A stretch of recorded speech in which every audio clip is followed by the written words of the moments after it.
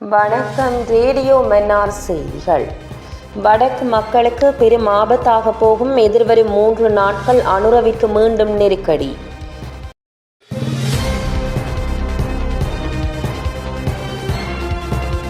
வங்காள விரிகுடாவில் உருவாகியுள்ள காற்றழுத்த தாழ்வு கிழக்கு கரையை அண்மித்து பின் வடக்கு திசை நோக்கி நகர்ந்து அதன் பின்னர் எதிர்வரும் 10ஆம் தேதி 1ஆம் மாதம் 2026 மாலை அன்று மன்னார் வளைகுடா கடற்பகுதிக்குள் பிரவேசிக்கும் என வானிலை எதிர்வு கூறல் வெளியாகியுள்ளது.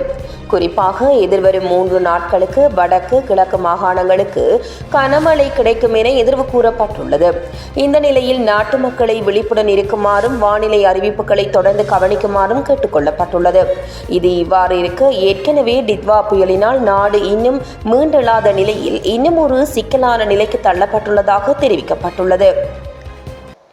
இது தொடர்பான செய்திகளை அறிந்து கொள்ள எங்களுடைய ரேடியோ மன்னார் எனும் யூடியூப் சேனலை சப்ஸ்கிரைப் செய்யுங்கள். உறவுகள் அனைவருக்கும் அன்பான காலை வணக்கம். இது உங்கள் ரேடியோ மன்னார். மன்னார் நகரில் இருந்து உலகம் முழுவதும் உள்ள உறவுகளை தேடி செல்கிறது. தொடர்ந்து இணைந்திருங்கள் உங்கள் ரேடியோ மன்னாருடன். இன்றைய நாள் உங்கள் அனைவருக்கும் இனிய நாளாக அமையட்டும்.